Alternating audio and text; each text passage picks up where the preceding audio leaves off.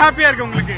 என்னோட கண்ணகி நகர்ல நான் இவ்வளோ இது பண்ணுவேன் நான் எதிர்பார்க்கவே இல்லை. எனக்கு ரொம்ப ரொம்ப சந்தோஷமா இருக்கு. மக்களுக்கு ரொம்ப ரொம்ப நன்றி. நிச்சயமா நம்ம கண்ணகி நகர் பேரை இதோட அதிகமா ஒரு பெரிய உயரத்துக்கு கொண்டு போய் வைப்பேன். நீங்க தொடர்ச்சியா உங்களுடைய பேருக்கு முன்னாடி ஒரு அடையாளமா கண்ணகி நகர் கார்த்திகான்னு சொல்லி அது ஒரு அடைமொழியா மாத்தி இருக்கிறீங்க. அது எவ்வளவு ஒரு தாக்கத்தை உங்களுக்கு ஏற்படுத்திருக்கு? அதான் எங்க அரசியலே. ஏன்னா இது வரைக்கும் கண்ணகி நம்ம பேருக்கு பின்னாடி தான் நம்ம ஊரை கேட்பாங்களே. நான் என் பேருக்கு முன்னாடி என்னோட ஊரை கொண்டு வந்திருக்கேன்.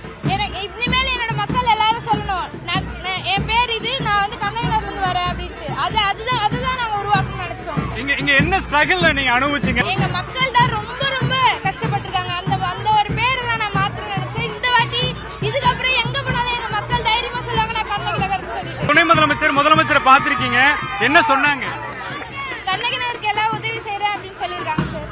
எல்லாருக்கும் திறமை இருக்கு. எல்லாருமே இதே மாதிரியான ஒரு பைசன் யாரோ ஒருத்தர் உள்ள இருப்பாங்க.